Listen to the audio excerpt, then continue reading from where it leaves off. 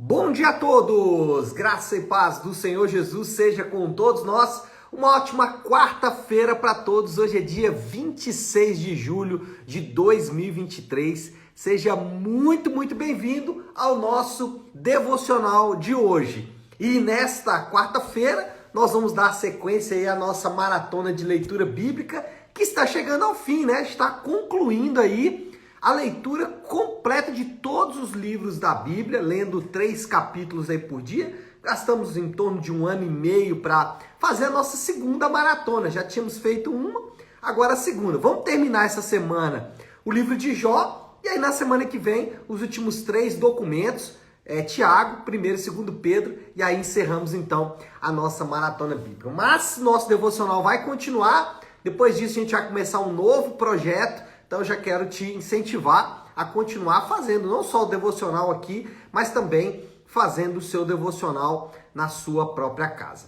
Hoje vamos de Jó, e hoje nós vamos falar de Jó, capítulos 37 e 38. Essa semana vamos fazer um devocional um pouquinho mais curto em relação a capítulos, né? Não serão 15 como normalmente são, serão 12 para a gente terminar o livro de Jó. Hoje Jó 37 e 38, e o tema do devocional de hoje é algumas respostas. Na verdade, eu estou usando um tom de ironia aqui, porque não tem resposta absolutamente nenhuma. Mas até o fato de não ter resposta já é uma resposta. Bom, deixa eu explicar isso melhor, já lendo o texto e aí depois entrando aqui no assunto, entrando na explicação do texto. O texto que eu quero ler é Jó capítulo 38, eu vou ler do versículo 1 até o versículo 4. Então, Jó 38, versículo 1 a 4. Diz assim: Então o Senhor respondeu a Jó do meio da tempestade e diz. Teoricamente, é uma resposta de Deus, né? Deus respondendo do meio da tempestade. Mas vamos ver o que Deus responde para Jó. Quem é esse que obscurece o meu conselho com palavras sem conhecimento? Prepare-se como simples homem. Vou fazer perguntas a você e você me responderá. Onde você estava quando lancei os alicerces da terra? Responda-me se é você que sabe tanto. Essa é a resposta de Deus. Bom, vamos entender isso melhor. A gente tem o livro de Jó como um livro de discursos. Durante todo o relato, o que a gente vai ter é Jó falando, os seus amigos falando. Um amigo fala, Jó responde. Um amigo fala, Jó responde. Todos os capítulos basicamente são construídos desta maneira. Só que agora é a vez de Deus proferir o discurso. Até então, Deus estava calado, Deus estava em silêncio. Jó clamou pela voz de Deus várias vezes, mas Deus simplesmente não falou absolutamente nada. Mas agora Deus vai falar. E a expectativa de todos é que Deus responda à questão que sustenta o relato. Qual é a grande questão por trás do livro de Jó? Por que que Deus permitiu o sofrimento de um homem justo? Essa é a pergunta que os amigos de Jó fazem, que Jó faz, que todo mundo que está ali no livro faz. Ainda que nós, como leitores posteriores, sabemos que houve uma conversa de Deus com Satanás antes de tudo isso, lá nos capítulos iniciais de Jó, mas Jó não sabia disso. Então, basicamente, o que vai centralizar todo o livro de Jó, o relato, é exatamente o fato de que por que Deus permitiu que um justo sofresse tudo que Jó sofre. Então Deus agora vai responder, teremos a grande resposta, a grande questão vai ser respondida. Por que que Deus permitiu o sofrimento de um homem justo? Só que Deus não respondeu diretamente a questão. Deus não disse por que que ele permitiu que Jó sofresse esse sofrimento. Por que que Jó sofreu esse sofrimento é ótimo, né? Porque que Jó, como homem justo, passou pelo que ele passou, sofreu o que ele sofreu. Aí a gente vai perceber que o que Deus quer fazer. Assim, é óbvio que falar o que Deus quer fazer é muito difícil, mas a gente pode inferir algumas coisas. Primeiro é que a soberania de Deus é ressaltada. Deus não responde direto à questão de Jó, mas Deus ressalta que ele é soberano. Ele ressalta que ele tem controle sobre todas as coisas e tem poder sobre a criação. É interessante que nesse primeira parte aqui do discurso de Deus, no capítulo 38, Deus vai citar dois eventos, né? Ele vai falar, por exemplo, dos fenômenos da natureza e também dos animais, mostrando que ele tem controle sobre os eventos da natureza, mesmo os eventos mais pavorosos, como uma grande tempestade, ou até mesmo eventos mais simples, como uma geada, né? O texto fala, muito interessante, quando ele fala o seguinte: Jó, eu tenho aqui do meu lado reservatório de neve, né? Usando, logicamente, uma linguagem humana. Provavelmente não existe isso, né, no céu, um reservatório de neve, né? Mas o que Deus quer dizer é o seguinte: ele tem controle sobre as geadas, sobre a neve, mas também sobre os animais. Deus pergunta para Jó: Jó, você que deu comida para os leões? Foi você que alimentou os leões? Não, Jó, não foi. Mas ele deu os alimentos aos leões. Então, o que Deus quer mostrar é o controle absoluto dele sobre toda a criação e sobre todas as coisas. E aí, quando a gente vai para o relato de Jesus, a gente vê Jesus com o mesmo poder. Jesus, ele tem o mesmo controle sobre, por exemplo, eventos da natureza. Jesus, ele, durante uma grande tempestade, com apenas uma ordem dele, a tempestade cessa rapidamente, mostrando o controle de Jesus sobre a tempestade. Depois, sobre os animais, aquele famoso texto lá dos porcos, né, onde ele envia demônios aos porcos, mostrando o domínio de Jesus sobre os animais também. Então, esse controle de Deus é ressaltado em Jesus. Quando lemos sobre Jesus, não nos surpreende que Deus é soberano sobre todas as coisas. Agora, sempre que a gente fala de soberania de Deus, isso causa, às vezes, algumas questões, pode trazer desconforto para ouvidos um pouco mais sensíveis, né?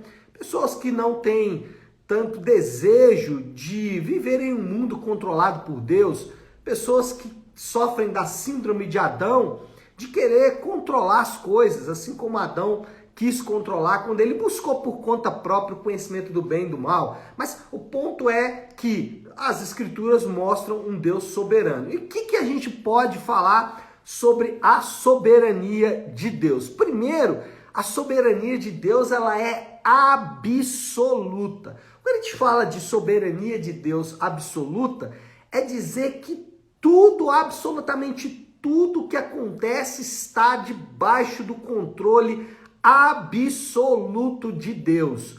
Coisas muito ruins como tempestades, terremotos, furacões, tudo isso está debaixo do controle de Deus. Coisas boas como a ajuda humanitária, a ajuda de pessoas bondosas, mesmo pessoas que não são cristãs, a beleza das artes, as capacidades intelectuais, as nossas capacidades sociais, enfim, tudo, absolutamente tudo está debaixo do controle de Deus. É assim que a Bíblia relata, é assim que a Bíblia mostra, ela apresenta Deus dentro desse controle, e eu poderia citar aqui exemplos e mais exemplos para dizer que Deus é absoluto em seu controle. Mas, quando a gente fala de soberania de Deus, nós temos também que lembrar que a Bíblia diz que nós temos sim um nível de autonomia.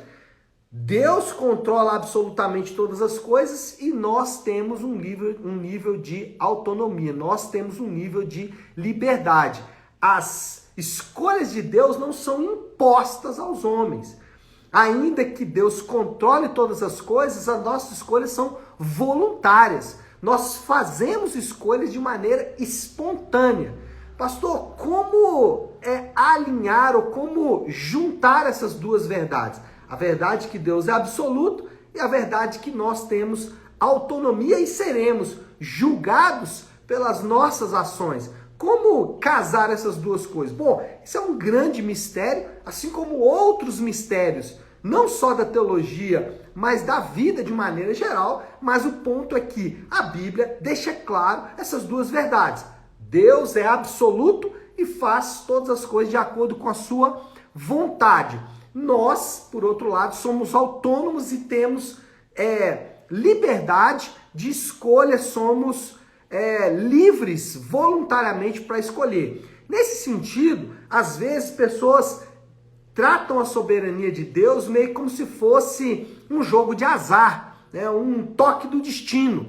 Então a pessoa pensa o seguinte: bom, se aconteceu é porque tinha que acontecer. Não é isso que é soberania de Deus. Me lembro de uma pessoa que relatou para mim: eu recebi uma proposta de emprego e é de Deus, porque Deus é soberano e eu tenho que aceitar essa proposta de emprego. Por quê? Porque Deus é soberano. E se Ele me deu a opção dessa proposta de emprego, significa que Ele está querendo que eu aceite.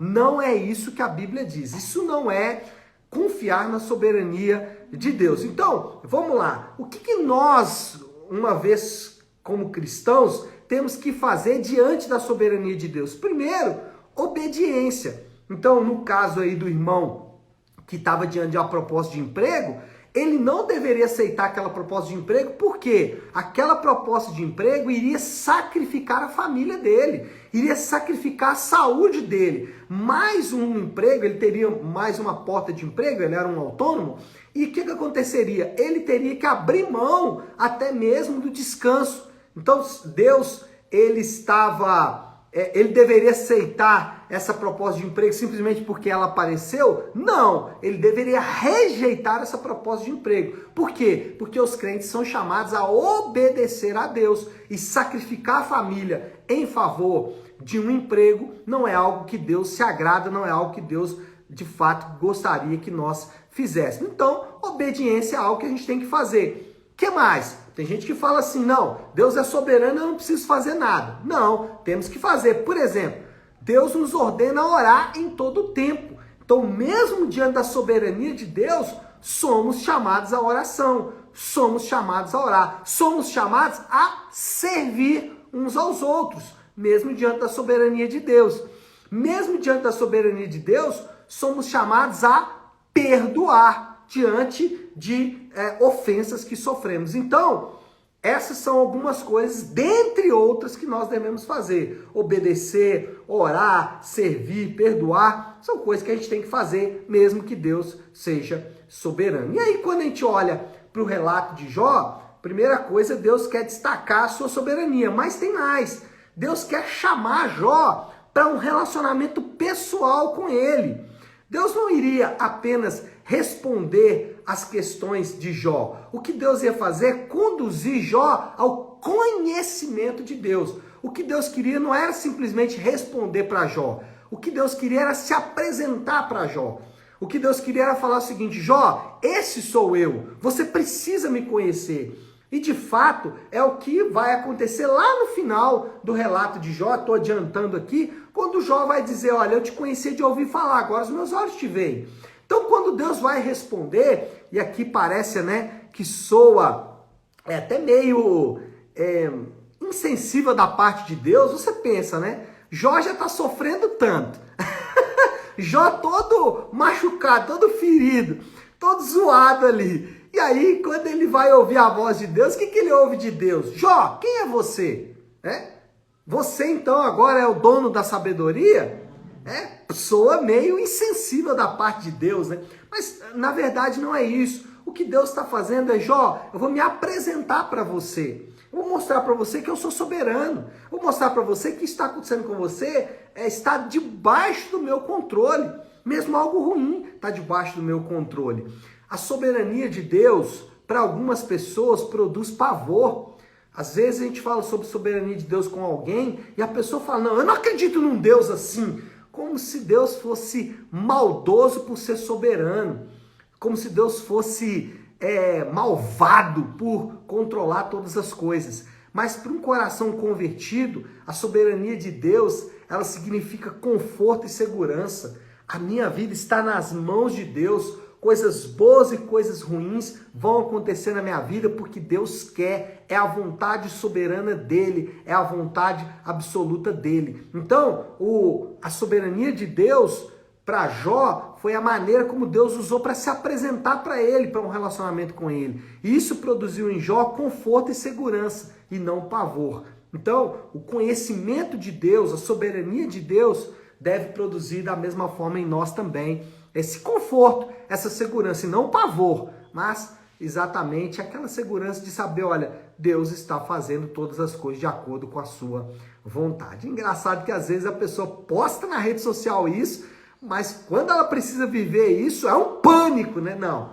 Deus é soberano e isso traz conforto, isso traz segurança. Bom, moral da história, já para a gente concluindo aí o nosso devocional de hoje, o grande desafio do livro de Jó é perceber que nem sempre teremos as respostas que ansiamos. O grande desafio de Jó é saber que nem sempre Deus vai responder as nossas perguntas. Por isso que eu disse que era uma ironia quando eu falei do tema do devocional, que algumas respostas, que não tem resposta absolutamente nenhuma. Então, podemos nos contentar em saber que Deus é soberano. Talvez você entrou nesse devocional hoje buscando respostas. E a resposta que você vai receber da parte de Deus é simplesmente que Deus é soberano. Ou seja, não vai ter muitas respostas.